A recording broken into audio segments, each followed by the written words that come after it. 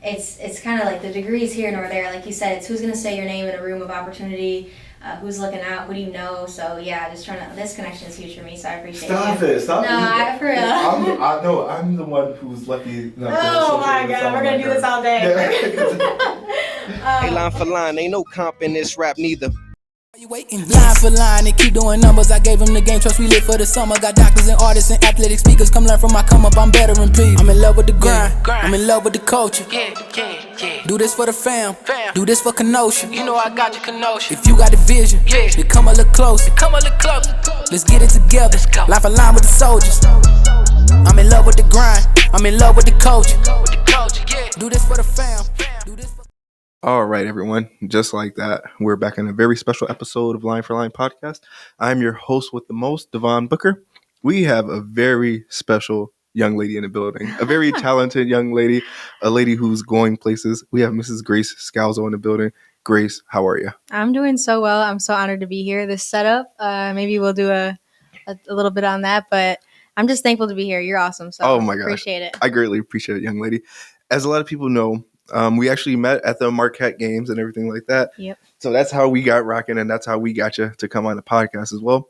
Is this your first ever podcast that you've been a pleasure of being on, or? No, I actually had the pleasure of being on Milwaukee Uncut earlier this week where we talked about dating, but about meeting you at Marquette, I'm late to the party. This is the real deal right Stop here. This is I got it. I got to give you your flowers. If you're not following already, you got to make sure you follow. Oh my gosh, I'm trying not to be red in the face, guys. Don't listen to her. But yeah, most cliche thing that we do when we start Line for Line podcast, just tell people just a little bit about you, ma'am. All right. So like elevator pitch, huh? Okay. So I'm Grace Scalzo. I am a graduate student at Marquette University. I'll be done there in May. I'm getting my master's in communication and media. I work part-time for the Milwaukee Bucks in their communication department. I work for Marquette as a teaching assistant and as a in-game host, which is where I saw you. Mm-hmm. And then I teach yoga on the side for some fun. Yes, So, ma'am. yeah. Yes, ma'am. Now, communications. Just tell us a little bit about how you got started in that. What kickstarted that vision, that idea? Yeah. So I went to University of Wisconsin Parkside for my undergrad. And I got 2 degrees there, one in communication, one in business management. And I was playing basketball there, and I got hurt, and I was booty after I came back from my injury. No. So I was talking to the coach. I was like, hey, we liked each other as people as well. So she was really cool about me shifting my mindset to more staying around basketball long term. So thinking of that communication, storytelling side of it. So it was a way for me to stay around the game, still have a scholarship, so be part of the team, but just start telling our player stories or other athlete stories. So that's how I started. Can you just tell us a little bit about the start to that? Like, what were some of the things that you were doing on the communication side, and how different was it from actually playing the game? Yeah, this is going to be really funny. So I started an IGTV series called Touching Base with Grace during like my sophomore year at Parkside. And I would just go on Instagram live and post it afterwards. But I would interview like all players of all sports at Parkside and just talk about their life, just cut it up. And then that's kind of how it started. Then we had like a streaming service for parents to watch when we were on the road or even home games. So I would kind of do like some sideline reporting for those. And it was obviously a very small audience, but it just kind of let me ask them questions and get comfortable on camera. So that's how I started. Mm-hmm, mm-hmm. Now, obviously, you played basketball. Can you just tell us a little about that and what that was like, how you got started with basketball as well? Yeah, so right now we're in Kenosha. We're like, I don't even know what street, 60th Street. This is the stomping grounds. This is where it all began. Boys and Girls Club, nice little team there. Then I played small fry with Tristan Jazz and a couple other cool guys that I'm still friends with to this day. Then AAU picked up, played for Midwest Elite where some Marquette players played as well. So got some mutual contacts there. And I played in the girls EYBL circuit. Before I got hurt, I had some Division I offers, and then after I tore my ACL and broke my collarbone, which I got a big scar here. I don't know if you can see it, but Oh, no. yeah. So I got a plate and 7 screws here. After that's kind of when everything plateaued, I guess you could say. Parkside stuck around, still offered me, played in college for a couple years, and then, like we said, communication took over. So that's the basketball story, but I'm so thankful for it. I wouldn't change it. Yes, ma'am. Now, when you were playing basketball, obviously you talked about the trials and tribulations of being injured. Can you just tell us a bit about how supportive you were as a teammate and things that you put into the game from being on the sideline? Yeah. Okay. So I had a coach in high school, and he actually challenged me one day. He was like, yeah, you might be the best player on our team right now, but what kind of teammate would your teammates say you are? I'm like, oof, that's a good one. So I feel like ever since then, that was like my freshman year, I've been way more focused on how to be a better teammate. So when the adversity hit and I got hurt, it was just more like communicating from the bench, So communication again, and kind of like an underlying theme, but stepping up and leading from a different perspective. Like, hey, I noticed this. Like, you guys aren't on help side. Make sure you get there. Like, just leading from what I saw without actually playing is kind of what role I took. Yes, ma'am. Yes, ma'am. Now, obviously, you finished at Parkside. You were no longer a basketball player there. You were working communication side behind the scenes. Can you just tell us a bit about what it was like transitioning into Marquette and how that opportunity got started for you as well? Okay, so I graduated in 3 years from Parkside because COVID happened. So I was like, screw it. I'm going to take tons of credits. I'm going to nerd out, like no life. I was living at home to save money. Pro tip, by the way. So you can save a lot of money on living if you live with your parents and home cooked meals. But yeah, so not much of a college experience. So then I was looking to get my master's to kind of delay the growing up process, but then also because I value education. So I was talking to like Madison and Marquette, but then Marquette was like, hey, if you be a teaching assistant here, you can have a full scholarship. We'll pay you, like, just come to Marquette. I'm like, I would love to come to Marquette with that cost and everything. So now I've kind of had more of the college experience, working still, but being on a campus with students, and then getting involved with athletics has been really nice for my future as well. So Nice. Can you just tell us a bit about what it was like walking on the court for the first time and just meeting everyone, just unpack it all, like just how crazy that experience was? At Marquette, you're saying? Mhm. Okay. Well, I guess when I started working for the Bucks, I was still at Parkside. So that to me was like culture shock. It was like, oh my gosh, the biggest names in basketball, like Giannis is right there, like literally arm's length. Obviously can't be like, what's up, but Yeah. but that was mind blowing. But with Marquette, still respect those players just as much. And walking onto the court, it's kind of hard still sometimes, especially with women's games if I'm working them, because it's kind of like, oh, I wish I was still playing a little bit, but I'm so fortunate to be around those people. Like, they're going to do amazing things, and being a part of their story early on is like, it's like you. I'm catching you at like the blast off point. You're just the tip of the iceberg getting started. So I'm excited just to be around the people that I get to be around. That's so crazy that you say that when you say really getting to know them before they really get started on their Yeah. journey. And I tell people that all the time. Like, a lot of people say, man, how do you get close with all these players? Yeah. I'm like, I just meet them like while they're on their journey, just like I'm on my journey as well. And I'm really good friends with Connor Sejan, who's the guard for the Badgers. Yes. So I knew him when he was in high school. I actually met him at his senior night game where he dropped 32 points.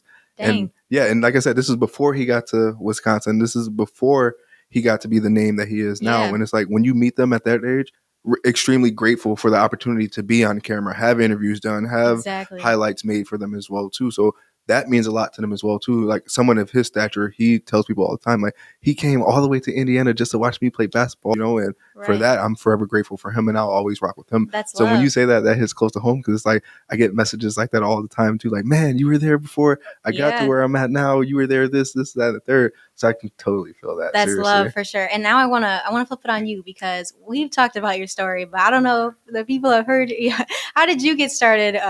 What's your story?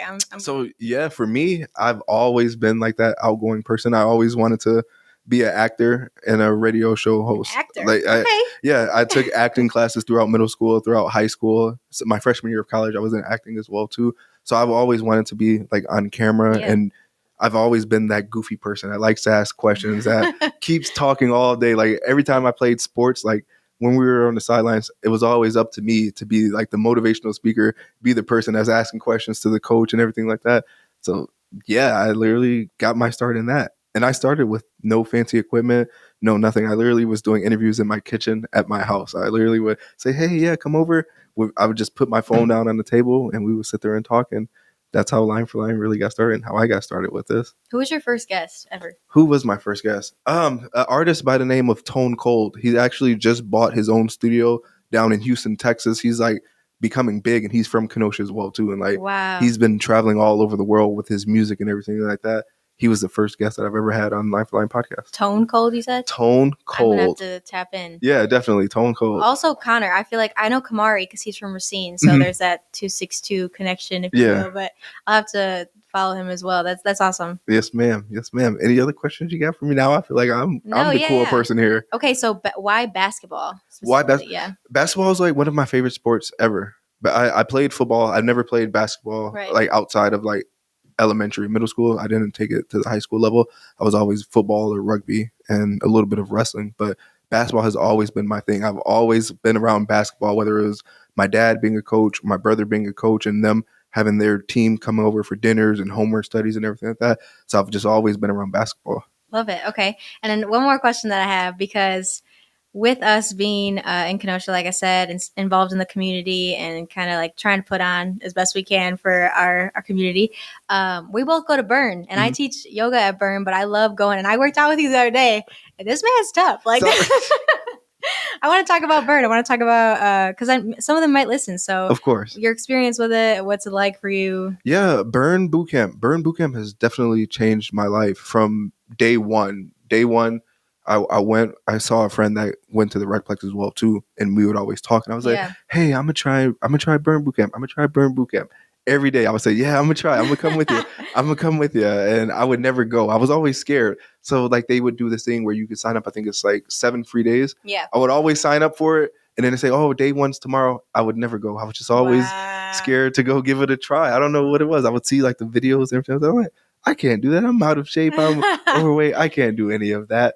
But one day I woke up, I said, you know what? It's really time to change my lifestyle and take everything serious, especially with me getting bigger and bigger. I want to be able to look my best when I'm on camera and I'm on TV and I'm around athletes and famous people like you. So I was like, I need to look my best and be on my P's and Q's. But yeah, Burn Bootcamp, that's how I got started. My friend Josh put me on. I went, tried it out. I met Teresa Brooks, the trainer. She was the head trainer at the time.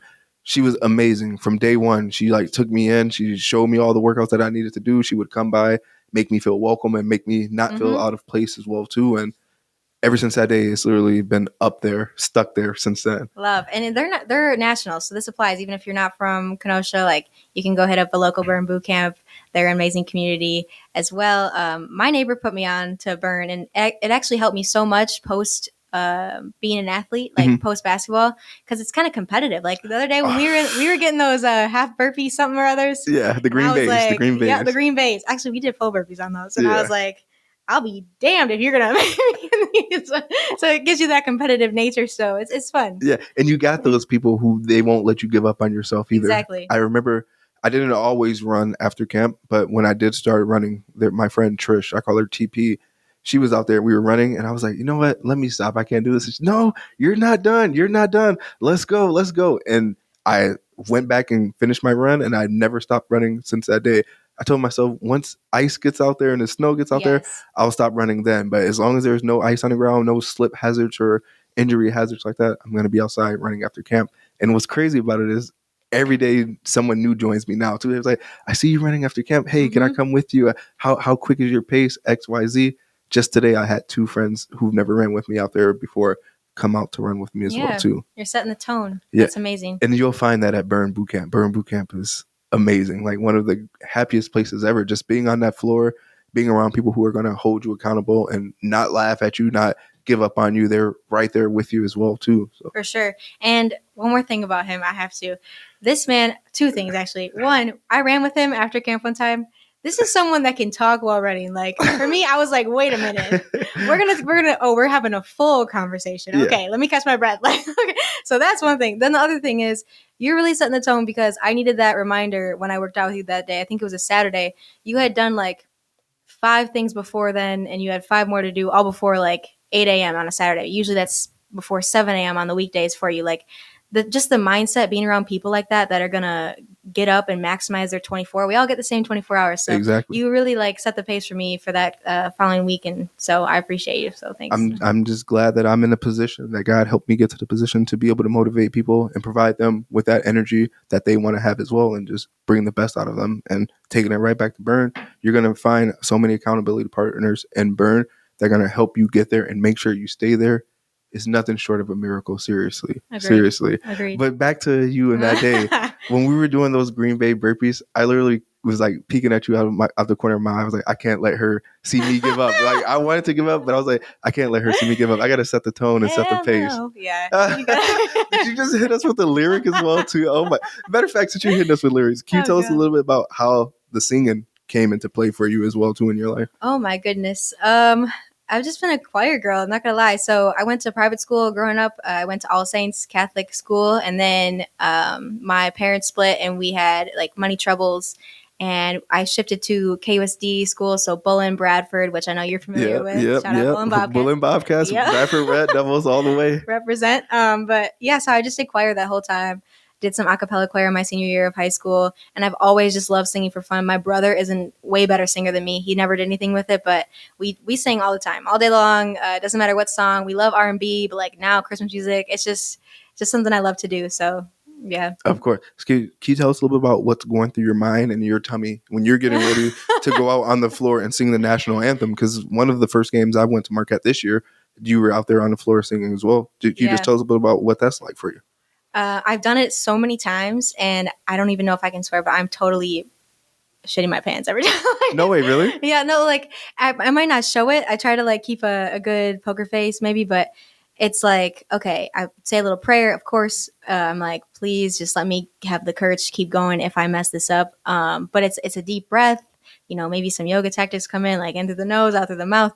And then I'm like, all right, we're going to do it. Because it's only 1:30 for the anthem. And it's not even that I'm worried about the singing. It's more so like, okay, if there's 18,000 people there, they're all going to hear if I mess this up. So it's kind of more just like trying to represent well for Marquette, who let me have the opportunity, and for myself, who's doing it. So, and for whoever else is listening. So yeah, it's just some pressure, but we get through it. Yes, ma'am. Of course. Now, you being the woman that you are, being on the level that you are, working with the Bucks, working with Marquette, going to Eagles as well.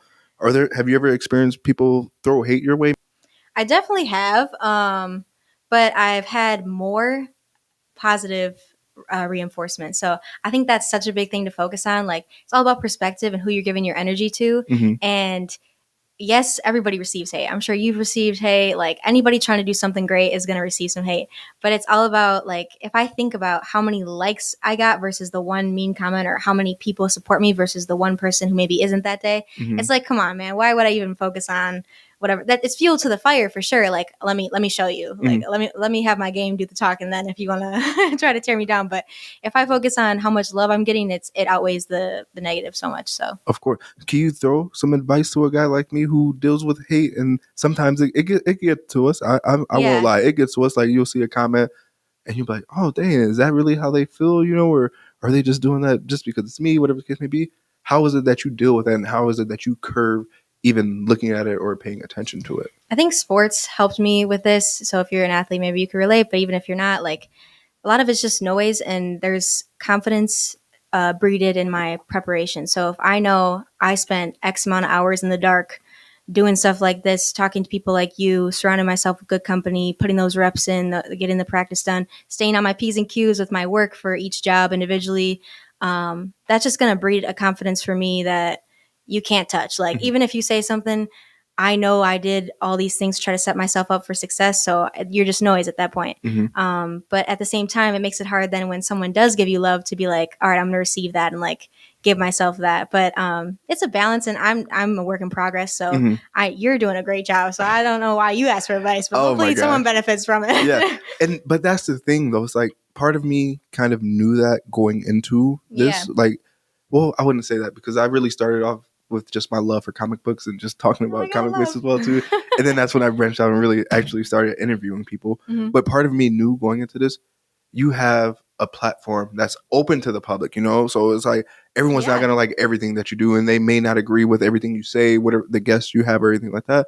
But part of me understands that, okay, it's okay. You have that product that's out there for the world to criticize and critique as well too.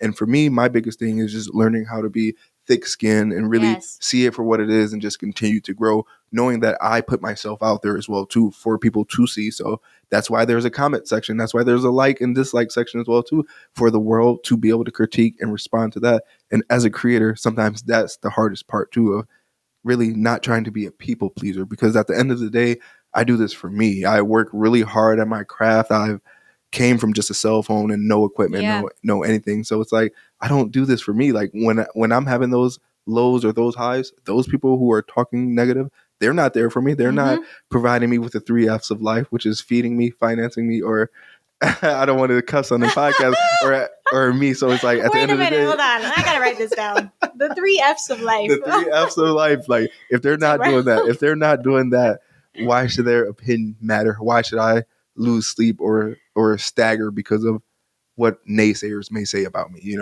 I 1,000% agree. The 3 F's of life. She's really writing it down, guys. I'm texting it to myself. Oh my gosh. So I'm glad that you kind of gave your perspective, because then I didn't have to ask you about it, which I would have. But I got stuck on something along the way. Comics. Mhm. Who were we looking at? The Flash? Like what? Come look at my arm. What's my arm? Marvel comics Tough. all the way. Like I'm a diehard Marvel fan. My dog's name is Marvel. Like Wow. all comic books are just like my everything. I never grew out of that phase of my life. Like as a kid, I would have like all the action figures, all the comic books, watch all the cartoons and everything like that. Yeah. Now, whenever people have questions about comic books or Marvel, like I'm their encyclopedia. They come to me, hey, you like comic books? You know comic books? You know this, that? Like, so yeah, that's You have a always been my favorite? thing. It's hard. I have a top 5. Let's because it's hear hard to just have one favorite character. So definitely got to put Spider-Man in there. Oh. Spider-Man's the OG. Captain America, one of my first leg tattoos. I started a leg sleeve of characters. Black Panther. Oof, Wakanda forever. But that's exactly. And then this is where it gets tricky, because then there's Thor. And then there's Wolverine, obviously. But then it's like, oh, when I say them, it's like I'm missing out on so many other people, like Captain Marvel, Hulk. Like they're just it's hard to really have a favorite. And I feel like it's disrespectful at times to even have like a top 5. I like them all. I mean, it's subjective. Same thing with like basketball. You could have a top 5, starting 5, whatever. But that's a good lineup. I love that. Which Spider-Man is your Spider-Man? Tobey Maguire, definitely. Fair. I'm definitely OG with it, Tobey Maguire. And I don't have any hate towards Andrew Garfield or Tom Holland, but just Tobey Maguire, he's kick-started the franchise, and that's who we'll forever remember as Spider-Man. Love it. And when they had the new Spider-Man come out and he came back for an appearance, like I literally dropped my popcorn because I was like so excited in there. Oh, I love that. There's kind of some parallels with that too, I guess, because you got your popcorn the same way you would for like watching a good basketball game. Like you're around some good content. Oh my God. Yeah. I'm glad you just said that. So give us the top 5 players that you've seen like up close. Top 5 players that you had the chance to just watch, whether you knew them, whether you worked with them, or you were just at the game, you got to watch them.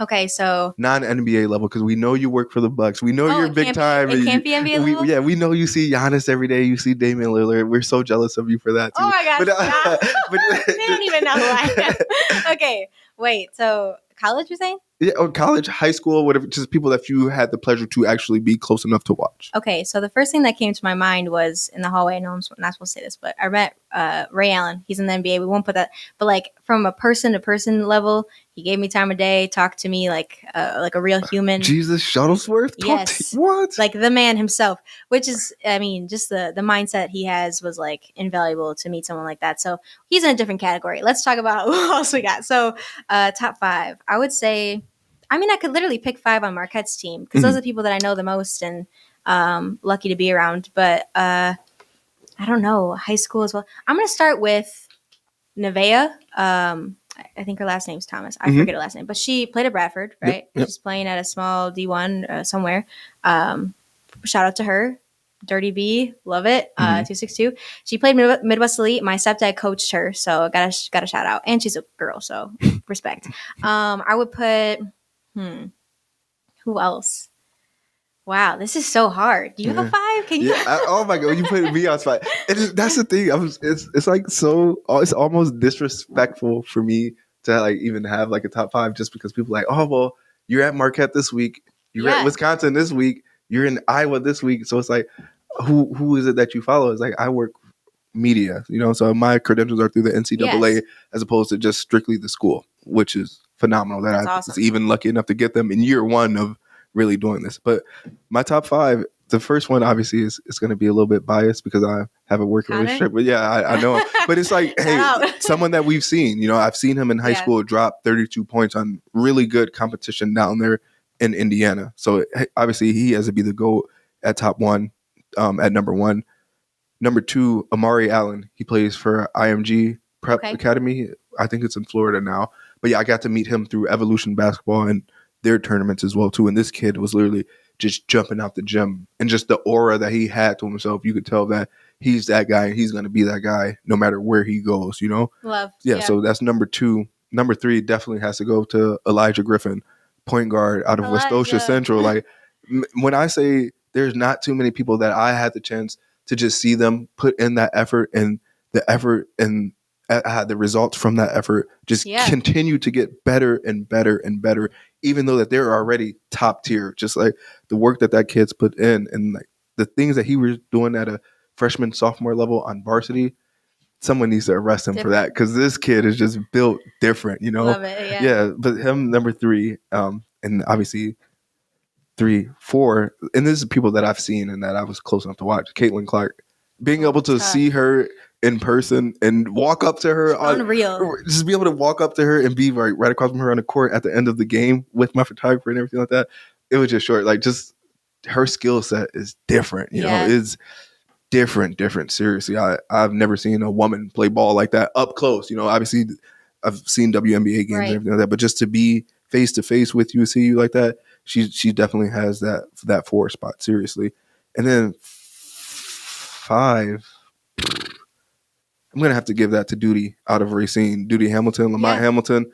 That kid's a baller, jumping out the gym. I've met him when he was going into his freshman year at St. Catherine's down there. I met him through Evolution basketball as well too, and just the things that he was doing at his height. Like, he's not the tallest player in the world as well too, but just how he jumps out the gym, how he handles the ball, and how he commands the court. That kid's going places as well too. That's a tough 5. Yeah, honorable mention. You got to give it to that boy. You got to give it to my guy Travis Martin. Okay. He's only in 8th grade right now, and he's worldwide with his talents as well too. This kid's going places. He's actually bulling. Never. Exactly, bulling. And so, like, he's actually like on a world tour right now, figuring out which school he's going to go to play for his freshman year as well too. Okay, that's a tough lineup. While you were giving yours, I had some time to think. Yeah, I would like to go back to it. So let's go. I put Nevaeh there, so I'm gonna keep it there. I'm gonna say from when I was in high school, Tyrese Hunter was at St. Cat's, and now he's at Texas. In high school, watching him play up close, it was a different type of energy. Obviously, like, my honorable mention with that would be Kamari. They're kind of like a 2-headed monster in that way. I'm going to say Gabby Ortiz, who's my stepsister. She played on the USA 3-on-3 team. She played at Oklahoma University. Nice. She was Miss Basketball in 2015, so she's older, but she's tough. I would say my brother, I'm going to put him in there. He played at Bradford. He is like the ultimate teammate. Like, we talked about leading from the bench or doing whatever. He's always good for positivity, a good joke, so I got to shout him out. And then I think my last is a toss-up between any of the Marquette guys, because, like, knowing them, I know that their character as well as their game is tough. And then Jaden Zachary, who went to Central, who's playing at Boston College, just a good human and a good hooper. So that's my 5 with a couple in there. That's actually a pretty good 5. And I want to first and foremost shout out to everyone from the Wisconsin area, the Kenosha area, wherever that have been doing their thing. And that's what I said. I didn't mean any disrespect when I said top 5. It exactly, because this is just like when people say you're a top 5, it's like, well, how technical are you going to get? Are you going to speak analytics? Or are you just going to say, oh, because he's my friend or anything like that? And when I say them, I'm speaking from an analytics side and from what I've seen. Because obviously I have film of these guys balling. Because there's so many people that should be in there that I've missed, like Sydney Cooks, who took her talents overseas. Right. She took her talents overseas, and she's doing her darn thing as well too. It's just and I've actually never really seen her play, actually. That's crazy. Wow. I've never seen her play. Exactly. I know. So, but it's like there's just so much talent out there that you can't forget. And I was biased. So yeah, exactly. It is what it is.